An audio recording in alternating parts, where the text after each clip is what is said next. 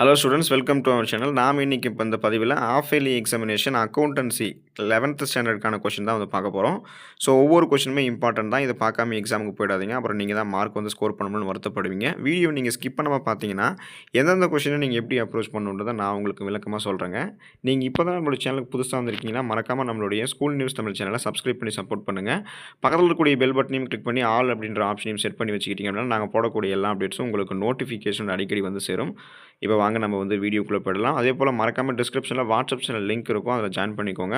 உங்களுக்கு வேண்டிய எல்லா question paper update, answer key எல்லாமே வந்து சேரும். இப்போ பார்த்தீங்கன்னா 21 மார்க் வந்து நம்ம ஃபஸ்ட்டு எழுத வேண்டியது இருக்குது. இப்போ நம்ம எழுதக்கூடிய அக்கௌண்டன்சியில் இப்போ ஈஸியாக வந்து 1 மார்க்லேயே நம்ம வந்து ஸ்கோர் பண்ணிட்டு போயிடலாம். நம்ம வந்து மேத்தமெட்டிக்ஸ் போகிறத விடவும் பார்த்தீங்கன்னா அக்கௌண்டன்சியில் 1 மார்க்லேயே ஈஸியாக மார்க் எடுத்துட்டோம்னா அந்த பாஸ் பர்சன்டேஜ் தாண்டிடலாம். இதில் பார்த்தீங்கன்னா ஒவ்வொரு 1 மார்க்குமே ரொம்ப ரொம்ப ஈஸியாக இருக்கக்கூடியது தான். ஸோ இதில் இருக்கக்கூடியதுக்கான நீங்கள் வந்து ஒரு பேப்பர் ஒரு பென் வச்சு நோட் பண்ணிக்கோங்க. இல்லை நீங்கள் எக்ஸாம் வந்து புக்கிலேயே வச்சு நீங்கள் நோட் பண்ணிக்கிறீங்க அப்படின்னாலுமே ஓகே தான், அது உங்களுடைய திறமை. ஆனால் எதையுமே நீங்கள் வந்து படிக்காமல் எக்ஸாமுக்கு வந்துடாதீங்க. ரொம்ப ரொம்ப ரொம்ப இம்பார்ட்டண்டான கொஷின் எல்லாமே ஒவ்வொன்றுமே ஈஸியாக தான் அப்ரோச் பண்ணுற மாதிரி இருக்கும். 3rd கொஷின் 4th கொஷின்லேருந்து எல்லா கொஷினுமே உங்களுக்கு வந்து ஈஸியாக தான் அப்ரோச் பண்ணுற மாதிரி இருக்கும். அதனால் ஒவ்வொன்றும் நீங்கள் வந்து மனப்பாடம் பண்ணிக்கிறீங்களோ அல்லது புரிஞ்சு படிச்சுக்கிறீங்களோ ஓகே, அது உங்களுடைய விருப்பம். மனப்பாடம் பண்ணாதீங்க, மேக்ஸிமம் வந்து புரிஞ்சு படிக்க ட்ரை பண்ணுங்கள். ஏன்னா இதில் இருக்கக்கூடியது எல்லாமே நம்மளுடைய ஸ்கூல் புக்கில் தான் இருக்குது. எதுவுமே அவுட் ஆஃப் சிலபஸ் வந்து கிடையாது. நமக்கு லெசன் எடுத்திருப்பாங்க நம்ம டீச்சர்ஸ் இல்லைங்களா, அதை நம்ம புரிஞ்சு படிச்சிருப்போம். அதை வச்சு தான் நம்ம எழுத போகிறோம்.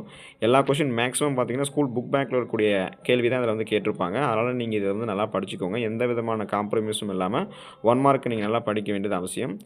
இப்போ பாருங்கள், இதில் வந்து ஒரு சில 1 மார்க் வந்து ஃபார்முலா கேட்டிருக்கலாம், ஒரு சில 1 மார்க் வந்து சம் ரிலேட்டடாகவும் கேட்டிருக்கலாம். அதனால் நீங்கள் வந்து எல்லாமே படிச்சுக்கோங்க. சம் இருந்ததுன்னா முக்கியமாக அதை வந்து ப்ராக்டிஸ் பண்ணிக்கோங்க.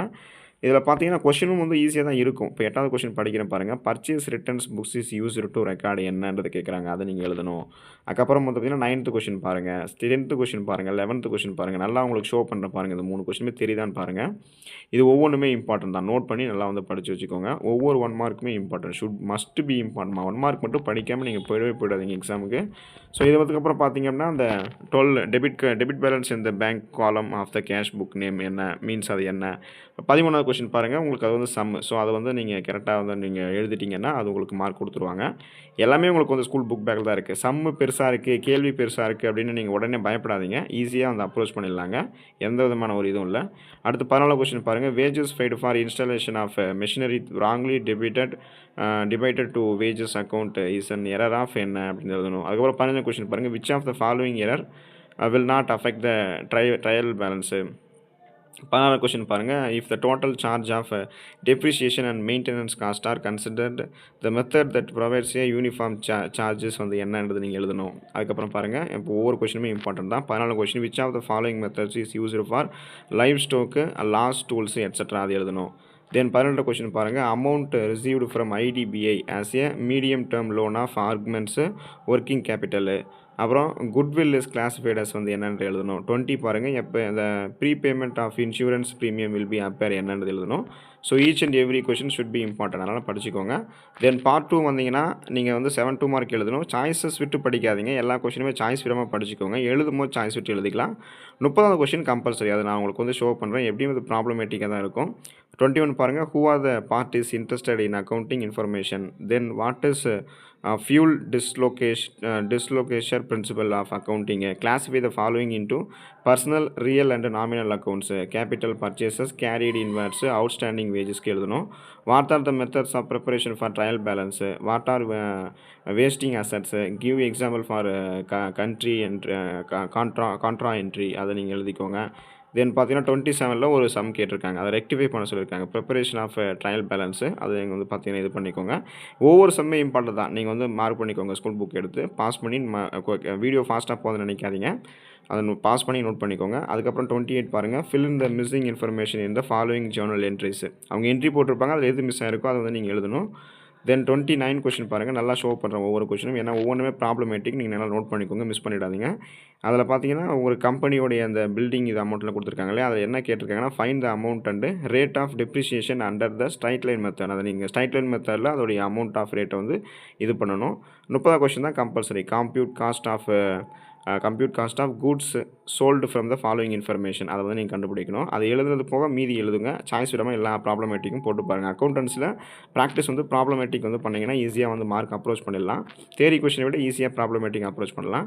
தென் பார்ட் 3 வந்தீங்கன்னா 7 3 மார்க் எழுதணும். 40 கொஷின் கம்பல்சரி. அதை நான் உங்களுக்கு லேட்டராக ஷோ பண்ணுறேன். மீதி இருக்கிற எல்லாத்துலேயும் வந்து நீங்கள் 6 எழுதணும். எல்லாமே சாய்ஸ் விடாமல் படிச்சுக்கோங்க. அதில் பார்த்தீங்கன்னா give the golden rules of double entry accounting system. What are the causes for depreciation? Give any 3 reasons for preparing bank reconciliation statement. Give journal entries and post them to cash account 2016 June. அதை நீங்கள் இது பண்ணணும். இந்த 35 question பாருங்கள். இதுவுமே வந்து ஒரு problematic தான். நோட் பண்ணிக்கோங்க என்ன சம்மு. டேட்டா எதனா மாறி இருக்கான்னு இருந்ததுன்னா அதையும் நீங்கள் வீடியோ பாஸ் பண்ணி நோட் பண்ணி வச்சுக்கோங்க. ஒவ்வொரு கொஷினுமே இம்பார்ட்டன்ட் தான் 3 மார்க்கு. தென் வந்து பார்த்தீங்கன்னா enter the following transaction in a simple cash book for Kunal 2017 ஜனவரியில் அவரோட இது பண்ணணும். அதுக்கடுத்து பார்த்தீங்கன்னா ஒவ்வொரு கொஷினுமே ஷோ பண்ணுறேன் பார்த்துக்கோங்க. வீடியோ பாஸ் பண்ணி நோட் பண்ணி வச்சுக்கோங்க. தென் 37வது கொஷினும் 38வது கொஷினும் பாருங்கள். உங்களுக்கு தெரியுதா பாருங்கள். எப்போதுமே நம்ம ஒரு கொஷின் பேப்பர் பார்க்கும்போது அந்த கொஷின் வந்து நமக்கு எல்லாமே அப்ரோச்சாக தெரியுதா, இல்லை நம்ம வந்து ஏதாவது பெண்டிங் வச்சுருக்கோமா, இன்னும் லெசன்ஸ் நடத்தாமல் இருக்காங்களா, நம்ம போட முடியுமா அப்படிலாம் பாருங்கள். 37 முடிஞ்சிச்சிங்களா. இப்போ 38 39 பாருங்கள்.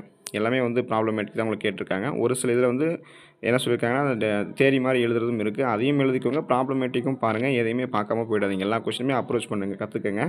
40 கொஷின் பாருங்கள். Prepare trading account in the books of அதை வந்து கண்டுபிடிக்க சொல்லியிருக்காங்க. அந்த ப்ரிப்பேர் ட்ரேடிங் அக்கௌண்ட் புக்ஸ் கண்டுபிடிக்கணும். அதுதான் உங்களுக்கு கம்பல்சரி. அது இந்த கம்பல்சரி கொஷின் எல்லாம் பார்த்துக்கோங்க. இது எழுதுனது போக மீதி இருக்கிறது வந்து நீங்கள் எழுதணும். அதுக்கப்புறம் பார்ட் 5 வந்தீங்க அப்படின்னா பார்ட் 4 வந்தீங்கன்னா 5 மார்க் வந்து நீங்கள் எழுதணும். அதில் எல்லா கொஷினுமே நீங்கள் எழுதணும். 7 இருக்கும். ஏதர் ஆர் ஆப்ஷன்ஸில் தான் கொஷின்ஸ் இருக்கும். அதனால் நீங்கள் ஏதர் ஆப்ஷன்ஸில் இருக்குது ஈஸியாக இருக்கிறது மட்டும் படிச்சுட்டு போயிடலாம் நினைக்காதீங்க. எல்லா கொஷினுமே படிச்சுக்கோங்க. எது உங்களுக்கு ஈஸியாக இருக்கோ டைமை பொறுத்து, எது கன்செப்டிவாக நீங்கள் உங்களுக்கு எழுத பிடிக்குதோ அதை எழுதிக்கோங்க. 41A உங்களுக்கு ஷோ பண்ணுற பாருங்கள். பாஸ் பண்ணி நோட் பண்ணிக்கோங்க. தென் 6 கொஷினில் வந்து பார்த்தீங்கன்னா 41B அந்த கொஷின் இருக்குது பாருங்கள். அதையும் நோட் பண்ணிக்கோங்க. இதில் record the following transaction in 3 columns cash book கேட்குறாங்க. நோட் பண்ணிக்கோங்க. தென் அதுக்கப்புறம் பார்த்தீங்கன்னா 42A அந்த கொஷின் நோட் பண்ணிக்கோங்க. ஆர் 42ல் வந்து பி கொஷின் இருக்குது. Prepare accounting equation for the following statement. அந்த ட்ரான்சாக்ஷன் கீழே இருக்குது. அதை நான் உங்களுக்கு காட்டுறேங்க. 42A நோட் பண்ணிட்டீங்களா. தென் வந்து அந்த பிக்கான அந்த அக்கௌண்ட்டு இது ட்ரான்சாக்ஷன் அது கொடுத்துருக்காங்க. அதையும் நோட் பண்ணிக்கோங்க. தென் வந்து இது நோட் பண்ணிட்டீங்கன்னா 43A prepare purchases book sales books of book Santosh டெக்ஸ்டைல்ஸ்க்கு அது கொடுத்துருக்காங்க பாருங்கள். இது மேலே இருக்கிறது வந்து நோட் பண்ணிக்கோங்க. தென் வந்து அந்த கீழே அந்த பாக்ஸ் காட்டுறேன் பாருங்கள். இதுதான் அந்த இது. அதுக்கப்புறம் பார்த்தீங்கன்னா 6 கொஷினில் பி அந்த கொஷின் இருக்குது பாருங்கள். அதை பாருங்கள். அதையுமே நோட் பண்ணி வச்சுக்கோங்க. ஸ்க்ரீன்ஷாட் எடுத்து கூட நோட் பண்ணிக்கோங்க. வீடியோ பாஸ் பண்ணி கூட நோட் பண்ணிக்கோங்க. வீடியோ ஃபாஸ்ட்டாக போகுதுன்னு நினைக்காதீங்க. டைம் இல்லை படிக்கிறதுக்கு நினைக்காதீங்க. நீங்கள் பார்த்துக்கோங்க. டேட்டா எதனா மாறி இருந்தாலும் அதையும் பார்த்துக்கோங்க. 44A பார்த்தீங்கன்னா இதில் காட்டியிருப்பாங்க. நோட் பண்ணிக்கோங்க. தென் 44Bயில் இருக்கும். அதையும் நோட் பண்ணிக்கோங்க. அடுத்து 45A உங்களுக்கு கொடுத்துருக்காங்களா, அதையும் நோட் பண்ணிக்கோங்க. அதை எழுதலைன்னா 45B இருக்கும் பாருங்கள். அதையும் நம்ம ஷோ பண்ணுற பார்த்துக்கோங்க. ஒவ்வொரு கொஷினுமே இம்பார்ட்டன்ட் தான். விட்டாமல் அதாவது இது படிக்காமல் போகாதீங்க. டைம் இல்லைன்றதுக்காக அவசரம் நீங்கள் படிக்காமல் போதீங்க. ஒரு கொஷினோட ரிலேட்டடில் தான் இன்னொரு கொஷினும் இருக்கும். அதனால் ஸ்க்ரீனில் தெரியக்கூடியது எல்லாமே நீங்கள் நோட் பண்ணி வச்சு படிச்சுக்கோங்க. ஏன்னா நீங்கள் ஆல்ரெடி பேசிக் மெத்தட்ஸ் எல்லாமே படிச்சிருப்பீங்க. எது எங்கெங்கே கிவன் டேட்டா எது கேட்டிருக்காங்க, நம்மளை எது வந்து எழுத சொல்கிறாங்கன்றது உங்களுக்கே தெரியும். அதனால் காம்ப்ரமைஸ் இல்லாமல் எல்லா கொஷினும் நோட் பண்ணி படிச்சுட்டு ப்ரிப்பரேஷன் பண்ணிக்கோங்க. ஒவ்வொரு கொஷினுமே இம்பார்ட்டன்ட் தான். ஷோ பண்ணுற பார்த்துக்கோங்க. தெரியலன்னா வீடியோ வந்து பாஸ் பண்ணி கூட நீங்கள் அதை நோட் பண்ணிக்கோங்க. இப்போ 47A நல்லா ஒரு கொஷின் தெளிவாக தான் உங்களுக்கு ஷோ பண்ணுறேன் பார்த்துக்கோங்க. தென் 47B. ஸோ அதனால் படிச்சுக்கோங்க. All the best for your examination. Thank you students.